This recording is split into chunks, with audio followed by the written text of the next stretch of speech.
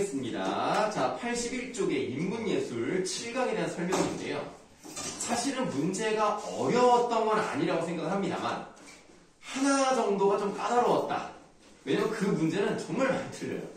3번이요? 아니요, 4번이요. 네. 4번 문제를 제일 많이 틀립니다. 네, 알겠어요. 3번이 어려웠어요. 그래요. 4번 1번 아니야?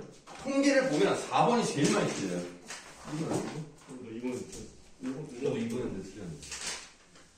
4번 2번. 한번 보겠습니다. 1번 아니고? 81쪽의 두 번째 문단부터 보도록 할게요. 두 번째 문단에 르네상스 시기의 음악은 다양한 측면에서 변하기 시작했는데 우선 현대 소프라노, 알토, 테너, 베이스 체계의 4성부 짜임새가 이 시기에 확립이 되었습니다. 르네상스 이전 중세 유럽에서는 기본 성부로 대부분 3개가 사용됐는데요. 르네상스 시기에 가장 낮은 음역인 베이스가 추가된 4성부의 음악이 유행하여 3성부 음악과 함께 사용되었습니다. 그러니까 그 전에는 3성부가 유행이었고 르네상스 때부터 4성부, 그러니까 이제 뭐가 추가가 되느냐? 베이스가 추가가 된 거죠. 네, 그래서 4성부가 되었다라고 보시면 되겠습니다. 여기까지는 어려운 거 없죠? 그런데 4개의 성부 중 가장 높은 성부인 그 다음에 밑줄을 해볼게요. 소프라노가 선율적 중요성을 가지고 나머지 성부들은 화음적 배경, 즉 반주만을 제공하는 4성부의 음악을 호모포니 동그라미 하세요. 자, 호모포니라고 돼 있으니까 얘는 일단 제일 중요한 게 뭡니까? 소프라노입니다. 이 소프라노를 가장 중심으로 해요. 그리고 뒤에 다른 성부들은 배경을 짜주는 거죠. 그래서 요거를 받쳐주는 BGM 느낌으로 나머지 3개의 성부가 화음을 받쳐준다라고 생각하시면 돼요. 그 다음에 각 성부가 대등한 비중을 갖고 각각의 역할을 하는 4성부 음악을 폴리포니라고 합니다. 그러니까 호모포니는 소프라노 위주예요. 나머지는 그냥 밑밥. 근데 폴리포니는 각각의 성부가 대등한 비중을 가지고 있고 각각의 역할을 한다는 거예요. 각각의 4성부. 그러니까 얘네들은 누구 하나가 중요한 게 아니라 다 중요해. 다 어우러서 나온단 말이야. 그래서 르네상스 초기에는 호모포니 짜임새가 라고 되어 있으니까 얘는 르네상스 초기예요. 그 다음 15세기 말에는 폴리포니 짜임새가 주를 이루었습니다. 얘는 15세기. 그러면 15세기가 정확히 르네상스 시기인가 아닌가는 확실하게 나타나진 않았습니다만 어쨌든 초기 이후니까 르네상스 중기든 후기든 어쨌든 초기 이후라는 것만 아시면 되겠죠. 그런데 왜 이렇게 변했느냐? 여러 성부의 음이 동시에 울리는 화성에서 각 성부의 개별적인 선율로 당시 사람들의 관심이 옮겨간 것과 관련이 있다. 여기가 좀 중요했던 거예요. 여기가 좀 헷갈리는데, 자, 그렇다는 것은 일단은 여기에서 여기로, 지금 이걸 보시면 호모포니에서 폴리포니로 간 거잖아요. 시간적 순서가 그러니까. 그러면 지금 읽은 이 부분을 보시면 여러 성부의 음이 동시에 울리는 화성은 여기에 해당이 되는 거죠. 이게 화성에 해당이 되는 거고, 그 다음 각 성부의 개별적 성률, 그게 바로 폴리포니 쪽에 해당이 되는 거죠. 여기가 조금 헷갈렸을 수 있습니다. 자, 주선율이 명확하여 일반인도 따라 부르기 수월했던 호모포니 음악과 달리라고 되어 있어요. 얘는 소프라노가 주선율이야. 얘가 주선율이기 때문에 아무래도 얘가 하나고 나머지가 밑받침만 해주니까 일반인들도 따라 부르기가 쉬웠어. 저것만 따라하면 되니까. 근데 얘네들은 각각의 성부의 개별적 선율 자체가 다 각각 중요하잖아요. 그럼 일반인이 혼자서 그걸 다 따라하기 어려운 거야. 그러니까 폴리포니 음악은 각 성부들의 음악이 동시에 진행되어 상대적으로 부르기가 어려웠으므로 전문 성가대가 주로 불렀습니다. 네, 그러면 간단하게 정리가 됐어요. 한편 폴리포니 음악이 유행하면서 한 성부가 선율을 시작하면 다른 성부가 일정한 간격을 두고 앞의 선율을 모방하여 연주하는 모방 기법이 발달하였는데 이는 현대에도 돌림노래에서 많이 사용되고 있다. 돌림노래 그런 거구나.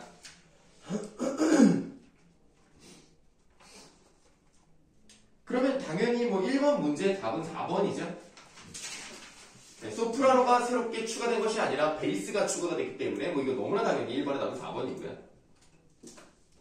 2번은 지금 풀 수가 없고 3번도 지금 풀 수가 없고 4번을 좀 일부 한번 해결해 볼 수 있을까 한번 볼까요? 자, 17세기 바로크 시대의 음악은 두 가지 양식이 공존하였는데 몬테베르디는 이를 제1작법과 제2작법이라고 불렀습니다. 자, 제1작법은 요거 동그라미 하시고요. 각 성부가 동등한 중요성을 가진 양식으로 음악이 가사에 우선하여 다성부 성악 양식을 엄밀히 지키는 방식으로 연주가 됐대요. 자, 각 성부가 동등한 중요성. 자, 1작법.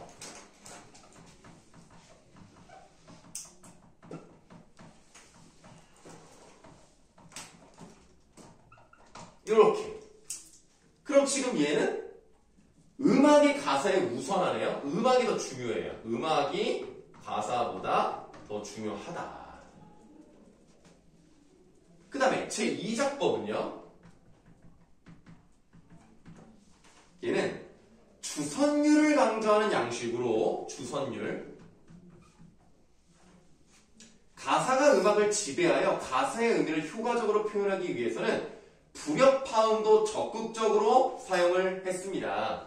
그래서 얘는 음악과 가사 중에서 가사가 더 중요한 거죠. 그래서 가사의 의미를 효과적으로 표현하기 위해서는 불협화음까지도 적극적으로 사용을 하는 거예요.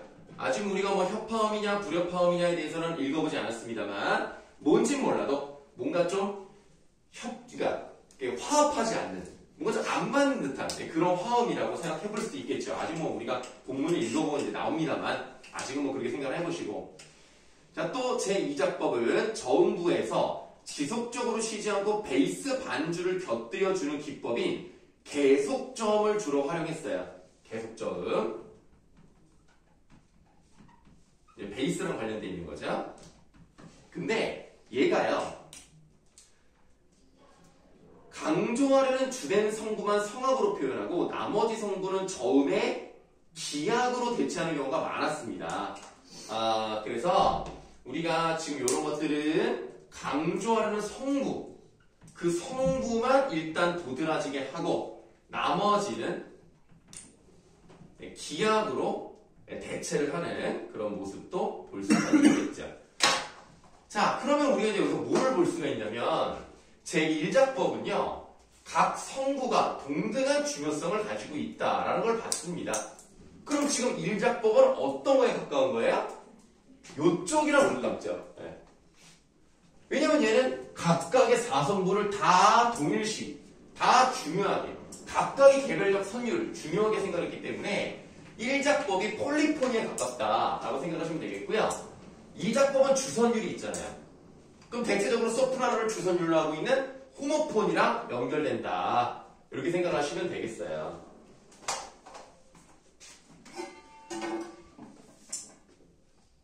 자,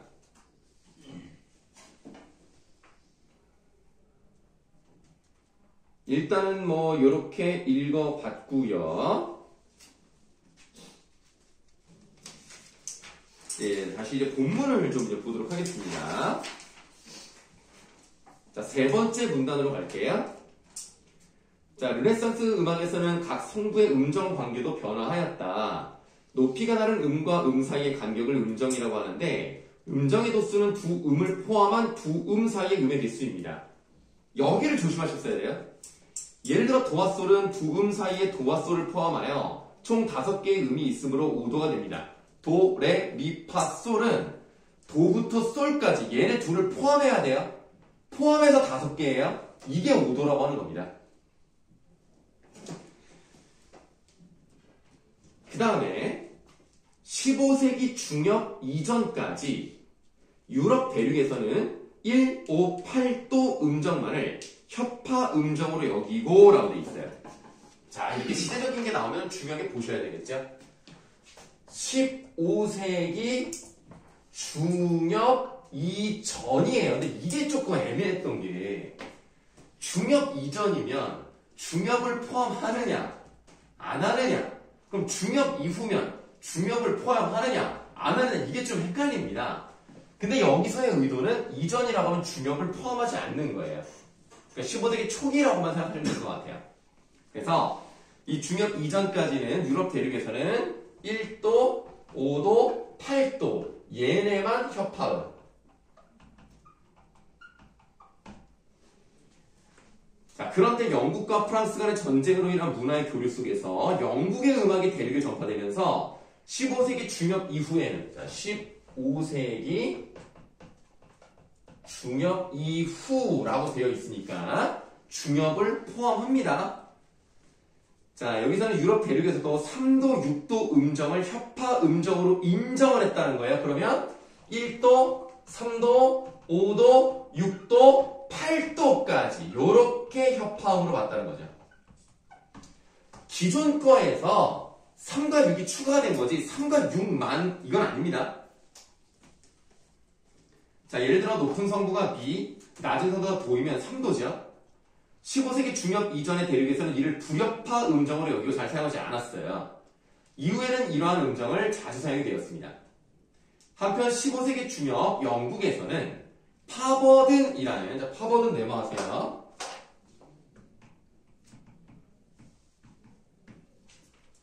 자, 파버든이라는 3성부 연주 방식이 유행했는데 파버든 악보는 가운데 성부만 기보되어 있고 나머지 성부는 기보되어 있지 않습니다.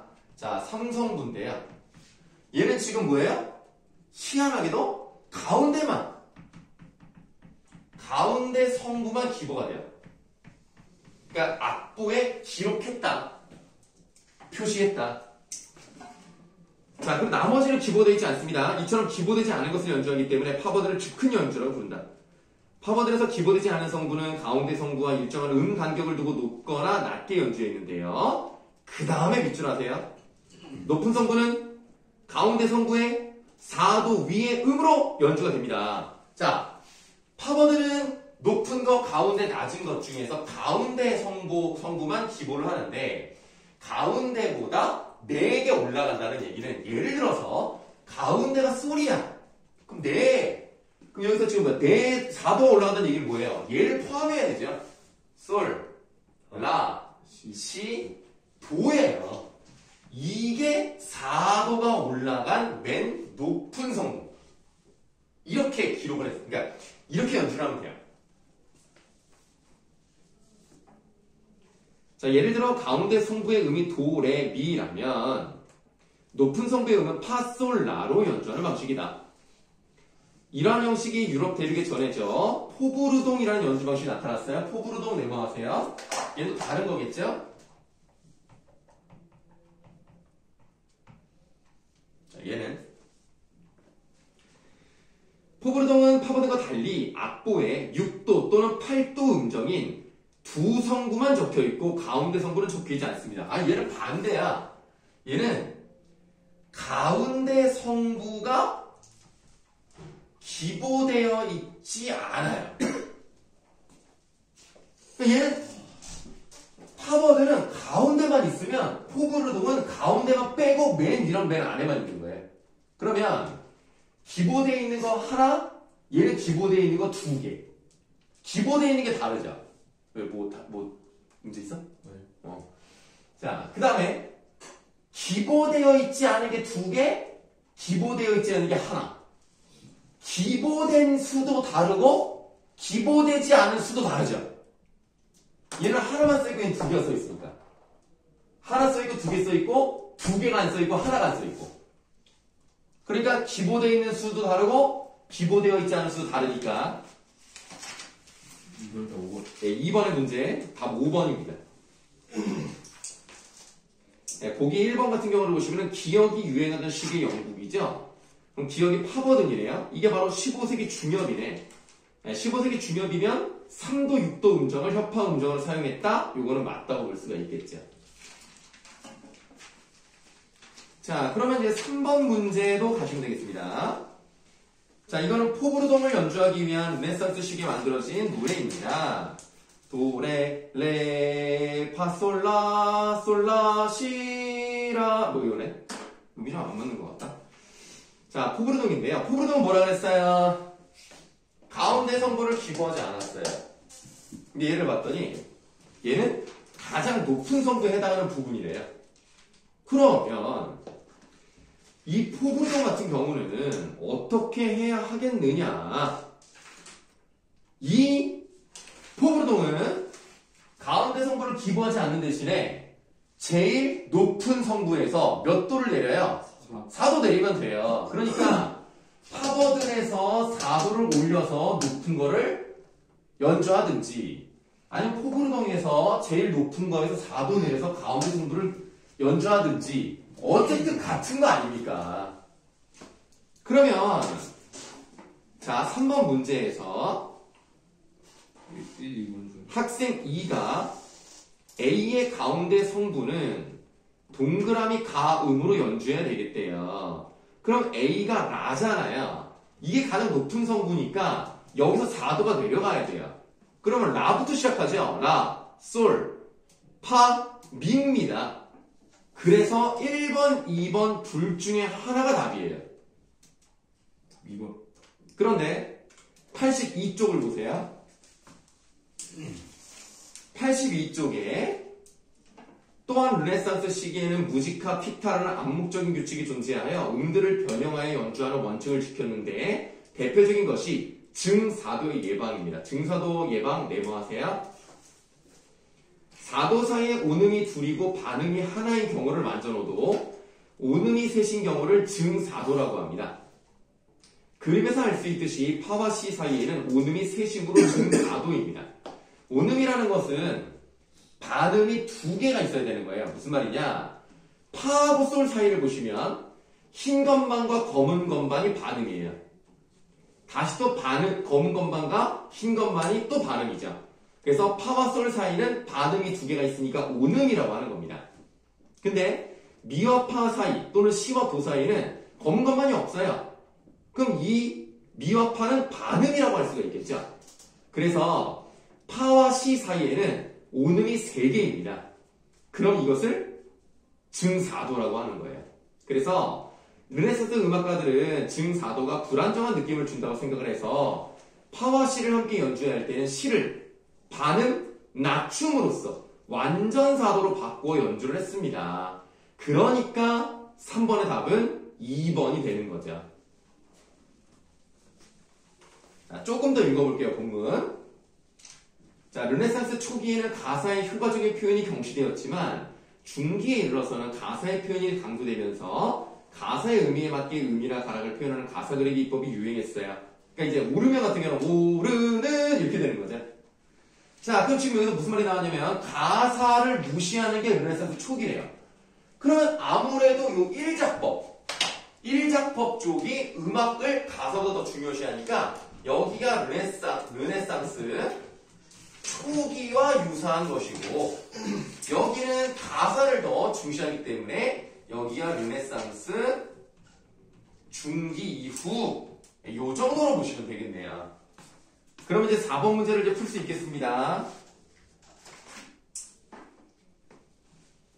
자, 보기 1번이 답이네요. 나이스. 2번. 자, 보기 2번 보세요. 3성부나 4성부 음악에서는 소프라노 성부는 바로크 시대의 제2작법에서 기악성부로 대체되는 경우가 많았겠군이라고 하는데 소프라노 성부는요 가장 그러니까 예를 들면 호모포니 같은 경우는 주선율이에요. 그 주선율 부분은 저음이 아니거든요.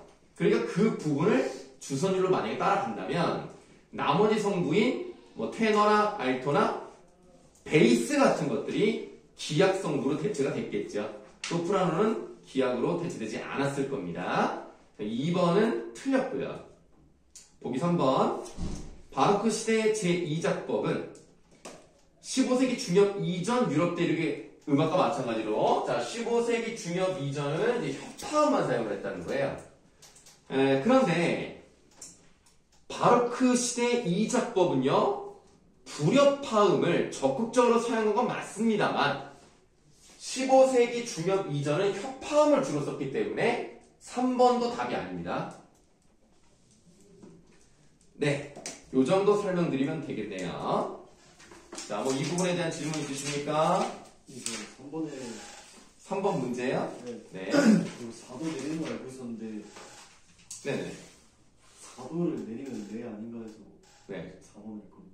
그러니까 아까 이제 설명드렸던 것이 4도라고 하면 처음에 그 음부터 시작이에요. 시부터 시작이에요. 1도 중에 하나가 그냥 네, 그 1도가 맨 처음에 시작한, 여기 라구나. 라부터 시작이에요. 라, 솔, 파, 미입니다. 그래서 미예요. 아, 나중에 본다.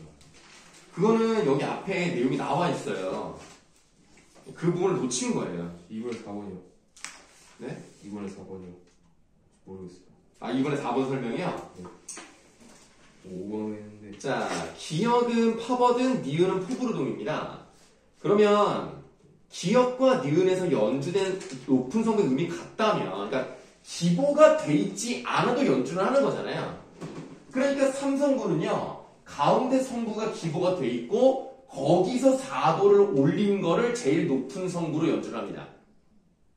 그 다음에 포부르동도 마찬가지로 가운데 성구는 기보되어 있지 않고 맨 높은 거랑 맨 낮은 건 기보가 되어 있거든요.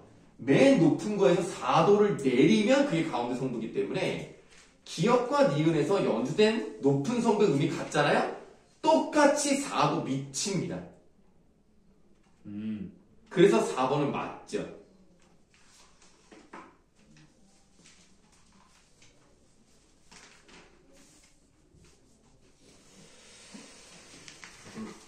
가운데서 4도를 올리고. 그러면 가운데서 4도를 올리고 연주를 해요. 연주가 됐겠죠? 얘는 맨 높은 거에서 4도를 내리면 가운데예요. 그러니까 결국 가운데 성구, 그러니까 높은 음이 같다면, 높은 성구의 음이 똑같다면 똑같이 4도를 내린 가운데 성구는 같은 거죠.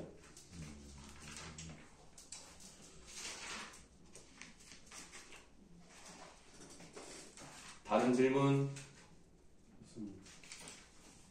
자, 그 인문예술이 생각보다 까다로웠습니다. 이번엔 사회문화 7강을 한번 봐볼까요? 7강이 그래도 어렵지 않았다고 생각을 하거든요. 근데 이번에 혹시 이거 그거 모의고사 안 보셨나요? 보기만 했어요. 풀어보진 않았습니다. 이거 네. 어려웠던 것 같아서. 그렇게 어렵지가 않았대요. 네, 뭐 근데 진짜 어려운데 분명. 진짜 어려운데 생각하시 왜 그래요? 그거보다 훨씬 낮아야 된다고 생각. 그래서 1과가 84였잖아. 그치? 진짜 그게 맞는 것 같아. 모르겠네요. 뭐라고 할 수, 왜냐면 어쩔 수가 없죠, 뭐. 그게 업체마다 그것이 비슷하니까 그게 맞죠. 네. 뭐라고 할 말이 없네. 그거 안 맞고. 89점, 80, 몇 점이었지? 화작이 90잖아. 화장이 93가 93가. 나 이거 엄매만 봐가지고 그렇게 높아? 엄매는 그렇게 안 높았는데? 화장 다 맞아도 별로 의미가 없어요. 엄매가 89인가 그랬던 것 같은데? 1등 컷이. 88인가? 그러니까 화작이 그게 문제라니까. 진짜 이러면 등급 컷이 높아서 엄매보다 2점 정도 높아요. 네. 2점, 3점. 네. 야, 엄매 89 맞냐? 엄매가 89에서 91. 근데 저 화장이 진짜 너무 좀 화장을 하면 안 되나? 자, 그 다음 한번 보도록 할게요. 틀렸어. 찍혔다. 생명. 이거는 설명드릴 게 없나요? 혹시 다 맞으셨나요?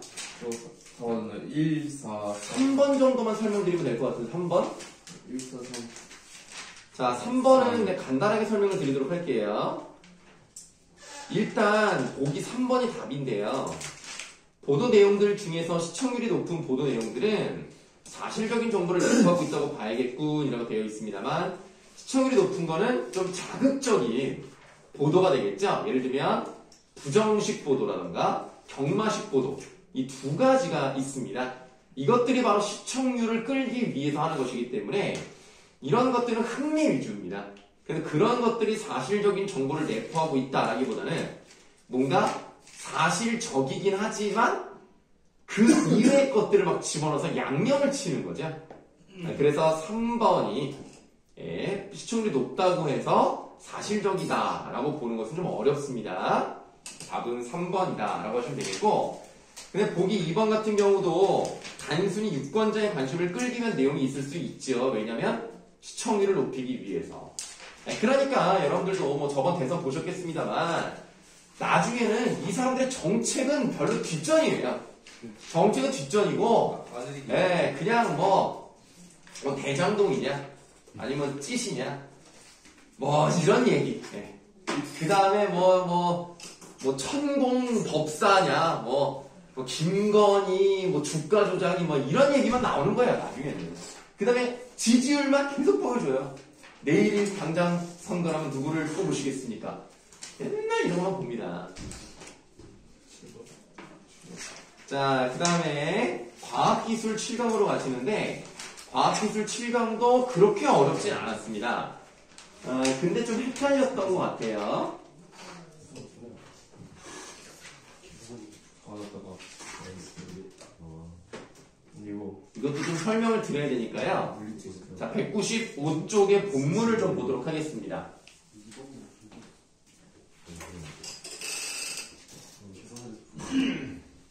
근데 이거는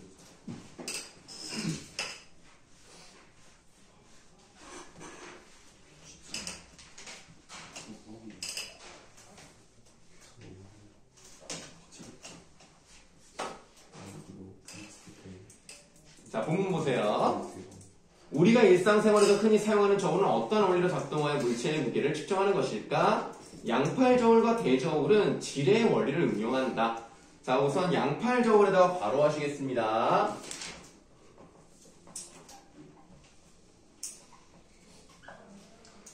양팔 저울은 지렛대의 중앙을 받침점으로 하고 양쪽에 똑같은 위치에 접시를 매달거나 올려놓은 것이다. 한쪽 접시에는 측정하고자 하는 물체를 다른 한쪽에는 추를 올려놓아 지렛대가 수평을 이루었을 때 추의 무게가 바로 물체의 무게가 되는 것이다. 뭐 솔직히 이건 어렵지 않죠. 양팔 저울을 뭐 모르는 사람 없을 거라고 생각합니다. 자, 그러나 양팔 저울은 지나치게 무겁거나 부피가 큰 물체의 무게를 측정하는 데 한계가 있었다. 이런 점을 보완한 저울이 바로 대저울이다. 대저울 바로 하세요. 어떻게 걸어요? 그냥 대저울 세 글자만 바로 하시면 되는데요. 양팔들은 똑같이 해요? 예, 그러세요. 상관없어요. 그냥 똑같이 하세요. 뭐가 중요합니까? 자, 근데 대저울은 좀 달라요. 양팔 저울하고. 얘는 밑줄 좀 할게요. 받침점에 가까운 곳에 측정하고자 하는 물체를 걸고 반대쪽에는 작은 추를 걸어 움직여서 지렛대가 평형을 이루는 지점을 찾는 방법으로 물체의 무게를 측정합니다. 그런데 그다음에 무슨 공식 같은 게 있죠? 얘는 자 물체의 무게 곱하기 받침점. 이것은 내가 잘못했다. 받침점과 물체 사이의 거리.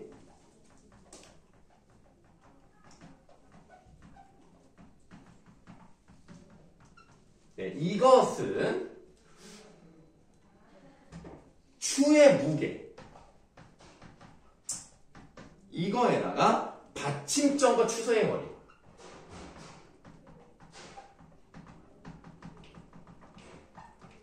이거랑 같다. 뭐 이 공식만 알고 있으면 우리가 뭐 무게를 재는 것은 어렵지 않네요. 자, 그래서 받침점으로 또 평형을 이루는 지점을 알면 질의 원리를 이용하여 물체의 무게를 간단히 계산할 수 있습니다. 다음 전자저울도 괄호하세요. 네, 전자저울이 이제 세 번째에 해당이 되겠네요. 전자저울은 스트레인을 감지하는 장치인 스트레인 게이지가 부착된 무게 측정 소자를 작동 원리로 합니다. 그럼 스트레인이 뭔지 알아야 되겠네. 무게 측정 소자는 금속 탄성체로 되어 있는데 전자저울에 물체를 올려놓으면 이 금속 탄성체에는 스트레스에 따라 스트레인이 발생합니다. 아, 그럼 스트레스가 또 뭔지 알아야 돼? 여기서 스트레스란 단위 면적에 작용하는 힘을 가리키는 것으로 압력과 동일합니다. 자, 스트레스는 압력이에요. 그 다음 스트레인이란 스트레스에 의한 길이의 변화량을 가리키는 것으로 길이의 변화량을 변화가 일어나기 전의 길이로 나눈 값입니다. 자, 그럼 스트레스가 있으면 스트레인이 발생을 하는 건데 이 값은 어떻게 하느냐? 일단은 길이의 변화량이 있죠? 이 변화량을 그러니까 변화하기 전, 변화 전의 길이로 나눈 것이 바로 스트레인입니다. 스트레스가 발생을 해야 스트레인이 발생을 하는 거예요. 자, 스트레스에 따라 금속 탄성체에는 인장 변형이 일어나고 스트레인 게임지에서는 닥터 스트레인지가 되어버렸네. 스트레인에 따른 저항 변화가 일어납니다. 스트레인은 스트레스에 크게 비례합니다. 당연하죠? 압력이 크면 길이의 변화가 크겠죠? 비례합니다. 그 다음에 전기 저항은 그 스트레인에 비례하기 때문입니다. 자, 스트레스가 커지면 스트레인도 커지고 스트레인이 커지면 전기 저항도 커집니다. 한마디로 스트레스가 커지면 전기 저항이 크네요. 근데 통상적으로 스트레인 게이지에서의 저항 변화는 매우 작아요. 너무너무 작아가지고 증폭회로를 통해 약 100에서 200배를 증폭시키고 전기 신호로 전환한 다음 디지털 신호로 바꾸면 전자저울의 지식에 물체의 무게가 나타나게 됩니다. 그러니까 이 저항 변화를 아주 미세하게 감지할 수 있는 장치가 있을수록 좋은 거예요. 제대로 감지를 못하면 그 미묘한 차이를 알기가 어려우면 정확한 무게가 나오지 않을 수도 있는 겁니다. 미세하게 저항을 감지할 수 있어야 된다라는 말을 할 수가 있죠. 그래서 1번 문제에 5번은 맞는 겁니다. 자, 마찬가지로 보기 4번을 보시면 전자저울의 지식에 나타난 숫자의 크기는 스트레인 게이지에 작용하는 저항값과 같다라고 되어 있는데 같은 게 아니라 뭐라 그랬어요? 달라요. 증폭을 한 것이 숫자의 크기로 나오죠. 100에서 200배 증폭을 시키는 거잖아요. 그 저항값을 100에서 200배를 해야 그 숫자의 크기가 나오는 겁니다. 그래서 같으면 안 돼요. 말이 안 되죠. 증폭한 결과가 나오는 겁니다. 네, 다시 이제 본문 돌아갈게요. 자, 전자저울에서 금속 탄성체는 가해진 스트레스에 대한 일정한 스트레인을 발생시켜야 하는 매우 중요한 부품으로 시간에 따라 특성이 변하지 않아야 하고 탄성의 한계점이 높아야 한다. 전자저울에 너무 큰 스트레스가 가해지면 금속 탄성체가 다시 원래대로 복귀하지 않는 소성 변형이 일어납니다. 쉽게 말하면 여러분들 스프링 같은 거 너무 길게 늘리면 원래대로 안 돌아가잖아요. 그게 소성 변형이에요. 이제 가라고 묶여져 있는 걸 보도록 하겠습니다. 스트레인이 생겨나지 않을 정도로 작은 물질의 무게는 어떻게 측정해야 할까? 그러니까 너무 작으니까 이게 금속 탄성체의 변형이 없는 거예요. 그럼 어떻게 해야 되냐? 과학 분야에서는 세포막이나 DNA의 무게를 측정하기 위해 초정밀 미량 저울을 사용합니다. 초정밀 미량 저울은 여기 또 괄호하세요. 얘는 좀 특이하니까 파란색으로 초정밀 미량 저울. 자, 얘는요. 앞전 효과가 일어나는 수정 진동자 센서를 통해 무게를 측정하도록 설계되어 있다. 앞전 효과란 1차 앞전 효과와 2차 앞전 효과에 의해 전기적 에너지와 기계적 에너지가 상호 변화되는 특이한 현상이래요. 전기적 에너지가 기계적 에너지로 이제 바뀌어요.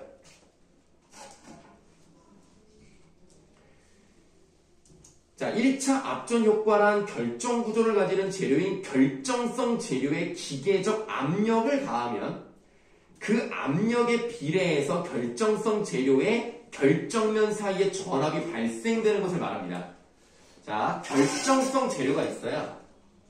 거기에 이제 기계적인 압력을 넣어요. 그럼 그 압력을 가하는 압력에 따라서 전압이 발생해요. 그러니까 압력이 높아지면 전압도 높아지겠죠? 이게 바로 뭐다?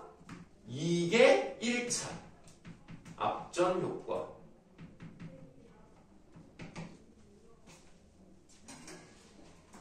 그 다음에 2차 앞전 효과란 결정성 재료의 결정면 사이에 전압을 걸어주면 결정성 재료의 변형이 생기는 것을 가리킵니다. 자, 여기는 이제 전압을 걸어주면 그 결정면의 변화가 생겨요. 이것이 2차 앞전 효과. 이 두 가지를 이용해서 이제 재는 건데요. 수정은 절단된 각도와 두께에 따라 고유 주파수가 달라지네요. 그러면 각도와 두께를 다르게 하면 고유 주파수가 달라지겠죠. 뭐 예를 들면 뭐 그렇지 않겠습니다만 45도, 50도, 60도 어떻게 자르냐, 그 다음에 어떤 두께로 자르냐에 따라서 고유 주파수가 다 달라요. 앞전 효과가 일어나는 대표적인 결정성 재료이다. 고유 주파수는 물체가 갖는 고유의 진동 주파수이다. 초정밀 미량 저울에 사용되는 수정 진동자 센서는 전극 사이에 일정한 두께와 방향으로 잘린 수정 결정판을 넣고 특정한 주파수 값을 갖는 전압을 가하면 수정의 고유 주파수에서 공진이 발생하도록 되어 있습니다. 자, 수정의 고유 주파수에서 공진이 발생하게 만들어요. 공진 주파수는 질량 변화에 굉장히 민감해서요. 수정 진동자 센서를 사용하는 초정밀 미량 저울 위에 물질을 흡착시키면, 자, 물질을 이제 붙여요. 물질을 흡착을 시키면 흡착되는 물질의 무게에 비례해서, 자, 무게에 비례해서 공진 주파수에 뭐라고? 감소가 발생한다고. 흡착시키면 무게에 비례해서 주파수가 감소한다는 얘기는 흡착의 반대가 뭐예요? 흡착의 반대가 뭐야? 탈착. 탈착이죠? 떨어뜨려요. 탈착은 그러면 주파수가 어떻게 되겠어? 순간 증가하겠죠. 4번. 그럼 이제 우리가 A를 봤으니까 4번 문제 보시면 되겠습니다. 4번 문제 답 굉장히 간단합니다. 3번. 4번의 답 3번이죠. 자, 그 다음에 2번 보기 보세요. 수정 진동자 센서에 가해지는 전압을 달리한다면 공진이 일어나지 않을 수 있다. 왜냐면 전압에 따라서 전압을 어떻게 하냐에 따라서 뭐 결정면 변화도 있고, 이 전압을 다르게 하면요 공진이 일어나지 않을 수 있다라는 말은 맞죠?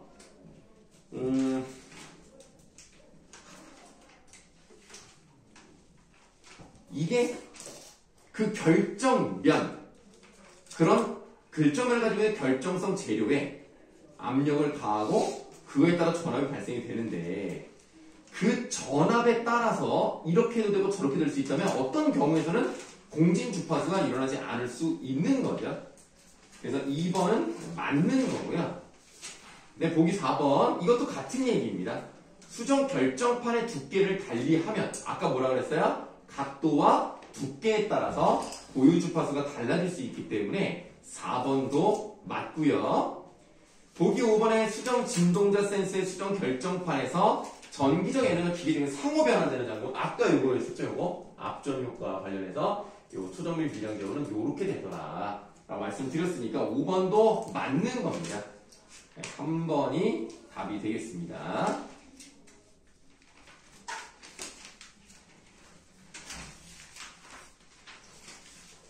자, 그 다음에 3번 문제를 좀 봐야 되겠는데요. 이거는 사실 함정이었어요. 함정. 여러분들을 틀리게 하려고 함정을 넣었는데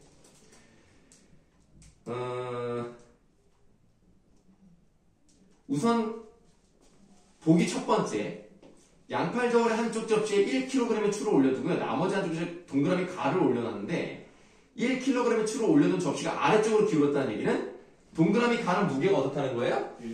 그렇죠. 1kg보다 작은 거죠. 얘는 1kg보다 작아요. 얼마인지 몰라도. 그 다음에 달을 보세요. 그러니까 세 번째 아무런 물체도 올려놓지 않은 전자저울의 금속 탄성체의 길이는 10cm입니다. 근데 이 저울에 10kg의 상자를 올려놨더니 금속 탄성체 길이가 1cm 늘어났어요. 그러면 10kg당 늘어나는 길이는 1cm입니다.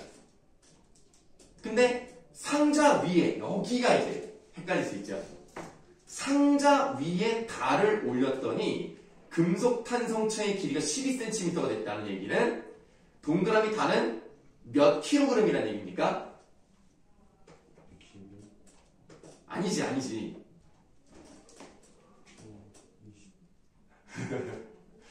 헷갈려요? 봐봐.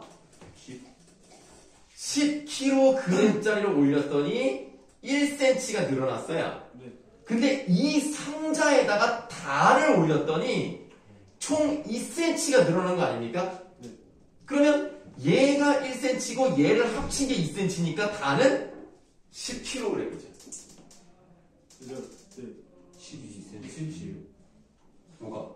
12cm. 그러니까 내 말이 10kg 맞습니다. 제가 다 구해도 10cm로 시작했잖아.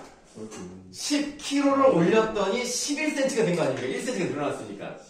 근데 이 10kg짜리 상자 위에다 달을 올려놨더니 12cm가 됐다는 얘기는 2cm가 늘어났다는 거 아닙니까? 네. 그러니까 달은 10kg라는 얘기죠. 이게 함정이었어요. 마치 다가 20kg처럼 보이거든요. 아니에요. 다는 10kg입니다. 그래서 보기 5번에 가만을 올린 전자저울의 스트레인 게이지의 저항은 10kg의 상자를 올린 스트레인 게이지의 저항과 같아야죠. 똑같은 무게니까.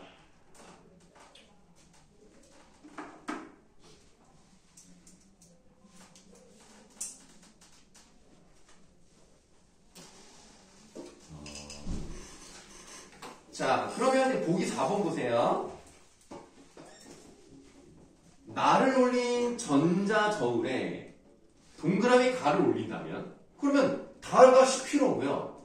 가는 뭐 1kg가 작은데 어쨌든 올렸으면 무게가 더 무거워지는 거 아닙니까? 그럼 압력이 커지겠죠. 그럼 압력이 커지면 당연히 스트레인은 커지겠죠. 네, 그러니까 4번도 맞아요. 자, 그 다음에 이제 동그라미 날을 볼게요. 대저울의 받침점에서 자 이것도 함정이야. 그냥 대충 그림을 그릴게요. 자, 여기 그냥 대저울에 어디 받침점이 어디 있을 거 아닙니까? 받침점 여기에서 왼쪽으로 30cm 떨어진 위치에 1kg의 추를 걸어놨어요. 그럼 아까 우리가 여기서 봤잖아요. 추의 무게 곱하기 받침점과 추 사이의 거리잖아요. 그럼 지금 1kg에다가 30을 곱하면 되는 거 아닙니까? 그러면 그냥 30이라고 볼게요. 30. 자, 여기다가 그냥 30이고. 그 다음에 20. 오른쪽으로 20cm 떨어진 위치에 날을 걸었더니 날을 걸어 둔 쪽으로 기울었대요. 그럼 얘는 30 곱하기 1이었고 얘는 20 곱하기 9개. 곱하기 그 다음에 요 나를 했더니 얘가 어떻게 됐다는 거였어요? 나를 어느 쪽으로 기울었다는 얘기는 네. 최소한 나는 몇 킬로그램 이상이라는 겁니까? 1.5kg 이상이라는 거죠. 네. 이상이라고 하면 안 되겠다, 그렇지? 초과라고 해야 돼, 초과. 네. 1.5kg을 넘어서니까 이게 이쪽으로 내려왔겠죠. 이렇게 됐겠죠. 그러면 거리를 이거의 평형을 맞추기 위해서는 어떻게 해줘야 돼? 거리를 조절해야죠. 그렇죠. 거리를 조절해야 되겠죠. 그러면 요 받침점을 어떻게 해줘야 돼? 오른쪽으로 옮겨놔야 30m. 얘 거리가 길어지고 얘 거리가 짧아지면서 평형이 맞춰지지 않겠습니까? 받침점을 오른쪽으로 옮기는 게 평형을 맞추는 방법이죠. 그래야 얘 거리가 짧아지고 얘 거리가 길어지면서 아무래도 어느 순간에는 맞게 되겠죠. 서준이 이해되니? 네. 뭐? 왜, 뭐야? 아, 좀 부럽다고? 표정 이해 안 되는 표정 지금. 넘어갈까요? 네. 자, 과학기술 7강에서 질문 있으시면 하세요. 이거 그럼 좀 쉬었다 갑시다. 3, 4, 3, 5.